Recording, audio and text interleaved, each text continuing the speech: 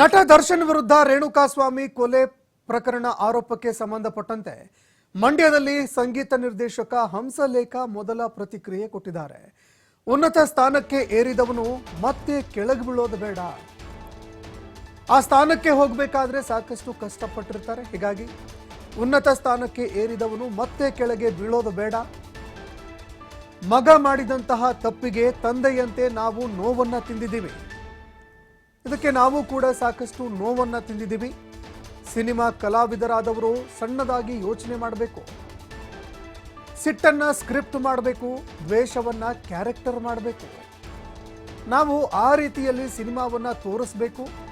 ಆದರೆ ನಿಜ ಜೀವನದಲ್ಲಿ ಇದೆಲ್ಲವೂ ಕೂಡ ಆಗಬಾರ್ದು. ಇದನ್ನೇ ನಾವು ನಿಜ ಜೀವನದಲ್ಲಿ ತೋರಿಸಬಾರ್ದು. ಆತನ ಕೊಡುಗೆ ಕಡೆ ಗಮನ ಕೊಡೋಣ ಅಂತ ಸಂಗೀತ ನಿರ್ದೇಶಕರು ಹೇಳಿಕೆ ಕೊಟ್ಟಿದ್ದಾರೆ.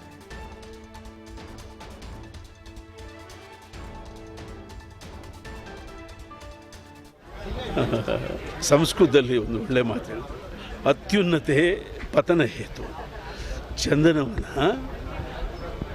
ಎಷ್ಟು ಕೀರ್ತಿಯನ್ನು ಗಳಿಸ್ತು, ಎಷ್ಟು ಪ್ರಶಸ್ತಿಗಳು, ಎಷ್ಟು ರಾಷ್ಟ್ರ ಪ್ರಶಸ್ತಿಗಳು, ಎಷ್ಟು ಗೌರವ, ಎಂತೆಂಥ ಪ್ರತಿಭಾವಂತರಲ್ಲಿ ಹುಟ್ಟಿ ಬೆಳೆದ. ಅಂದರೆ ಆ ಎತ್ತರಕ್ಕೆ ಏರ್ಬೋದು. ಅಷ್ಟು ಎತ್ತರಕ್ಕೆ ಏರಿದ ಮೇಲೆ ಎಲ್ಲೋ ಒಂದು ಕಡೆ ಅಲ್ಲಿಂದ ಕೆಳಗೆ ಬೀಳಬೇಕಾಗುತ್ತೆ.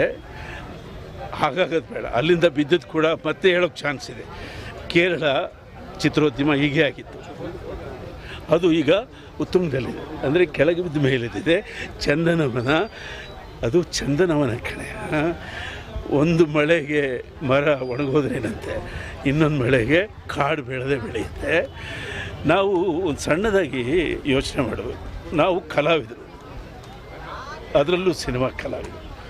ನಾವು ಸಿಟ್ಟು ಇದೆಯಲ್ಲ, ಸಿಟ್ಟು ಅದನ್ನು ಸ್ಕ್ರಿಪ್ಟ್ ಮಾಡೋರು ಅಲ್ವಾ. ದ್ವೇಷ ಇದೆಯಲ್ಲ, ಅದನ್ನು ಕ್ಯಾರೆಕ್ಟರ್ ಮಾಡೋರು ನಾವು. ಸಿಟ್ಟು ಅಂದರೆ ಅದೊಂದು ಸ್ಕ್ರಿಪ್ಟಯ್ಯ, ದ್ವೇಷ ಅಂದರೆ ಅದೊಂದು ಕ್ಯಾರೆಕ್ಟರಯ್ಯ. ಆ ಥರ ಸಿನಿಮಾದಲ್ಲಿ ತೋರಿಸ್ಬೇಕಷ್ಟೇ ನಾವು. ನಿಜ ಜೀವನದಲ್ಲಿ ಸ್ಕ್ರಿಪ್ಟ್ ಅಂತ ಇರಬಾರ್ದು, ನಿಜ ಜೀವನದಲ್ಲಿ ಕ್ಯಾರೆಕ್ಟರ್ ಹಾಕಬಾರ್ದು. ಇದು ಕಲಾವಿದರ ಕರ್ತವ್ಯ. ದರ್ಶನ್ ನನ್ನ ಮಗು ಅಂತ ತಿಳ್ಕೊಳ್ಳಿ. ನನ್ನ ಮಗು ಆ ತಪ್ಪು ಮಾಡಿದರೆ ತಂದೆ ಎಷ್ಟು ನೋವು ತಿಂತಾನೋ ನಾನು ಅಷ್ಟೇ ನೋವು ತಿಂತಿದ್ದೀನಿ. ಆ ಮಗು ಕೂಡ ಅಷ್ಟೇ ನೋವು ತಿಂತಾ ಇರುತ್ತೆ. ಕೊಡುಗೆ ಇದೆಯಲ್ಲ, ಆ ಕೊಡುಗೆ ಕಡೆ ನೋಡೋಣ. ಇನ್ನು ಹಂಸಲೇಖ ಅವರು ಮೊದಲ ಒಂದು ಪ್ರತಿಕ್ರಿಯೆ ಕೊಟ್ಟಿದ್ದಾರೆ. ಒಬ್ಬ ತಂದೆಯ ಸ್ಥಾನದಲ್ಲಿ ಇದ್ದು ನಾನು ಸಾಕಷ್ಟು ನೋವನ್ನು ತಿಂದಿದ್ದೀನಿ. ಅದೇ ರೀತಿಯಾಗಿ ನನ್ನ ಮಗು ಅಂತ ಅವರನ್ನ ಕ್ಷಮಿಸ್ಬಿಡಿ ಅಂತ ಸಂಗೀತ ನಿರ್ದೇಶಕರು ಮೊದಲ ಪ್ರತಿಕ್ರಿಯೆ ಕೊಟ್ಟಿದ್ದಾರೆ. ಉನ್ನತ ಸ್ಥಾನಕ್ಕೆ ಏರಿದ್ದಾರೆ, ಸಾಕಷ್ಟು ಕಷ್ಟಪಟ್ಟು ಆ ಎತ್ತರಕ್ಕೆ ಏರ್ತಾರೆ. ಅಲ್ಲಿಂದ ಬೀಳೋದು ಬೇಡ. ಬಿದ್ದರೂ ಕೂಡ ಒಂದು ವೇಳೆ ಅಲ್ಲಿಗೆ ಎಲ್ಲವೂ ಕೂಡ ಮುಗಿದು ಹೋಗೋದಿಲ್ಲ. ಕಾಡಿನ ಬಗ್ಗೆ ನಾವೆಲ್ಲರೂ ಕೂಡ ನೋಡ್ತೀವಿ.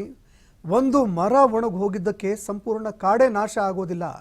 ಚಂದನವನ ಕೂಡ ಹಾಗೇನೆ. ಚಂದನವನ ಆ ರೀತಿಯಾಗಿ ತನ್ನ ಒಂದು ಈ ಹಿಂದಿನಿಂದ ನಾವು ನೋಡಿದಾಗ ಇತಿಹಾಸವನ್ನು ಉಳಿಸ್ಕೊಂಡು ಬಂದಿರುವಂಥದ್ದು. ಒಂದು ಮರ ಒಣಗಿದ ಮೇಲೆ ಇಡೀ ಕಾಡೇ ಬೆಳೀಲಿ ಅನ್ನುವಂತಹ ಒಂದು ಮಾತನ್ನು ಅವರು ಹೇಳಿದ್ದಾರೆ. ಏನೇ ತಪ್ಪು ಮಾಡಿದರೂ ಕೂಡ ಅದಕ್ಕೆ ಶಿಕ್ಷೆನೂ ಅನುಭವಿಸಲಿ ಅನ್ನುವ ರೀತಿಯಲ್ಲಿ ಅವರು ಮಾತನಾಡಿದ್ದಾರೆ. ಅದೇ ರೀತಿಯಾಗಿ ಜನ ಅವರನ್ನು ಕ್ಷಮಿಸುವಂತಹ ಒಂದು ಕ್ಷಮಾ ಗುಣವನ್ನು ಹೊಂದಲಿ. ಅವರು ಮಾಡಿದ್ದಾರೆ ಅಂತ ಅವರ ಜೊತೆಯಲ್ಲಿ ನಾವು ಕೂಡ ಹಾಗೆ ಮಾಡೋದು ಬೇಡ ಅನ್ನೋ ಭಾವದಲ್ಲಿ, ಆ ಅರ್ಥದಲ್ಲಿ ಹಂಸಲೇಖ ಅವರು ಮಾತನಾಡಿದ್ದಾರೆ.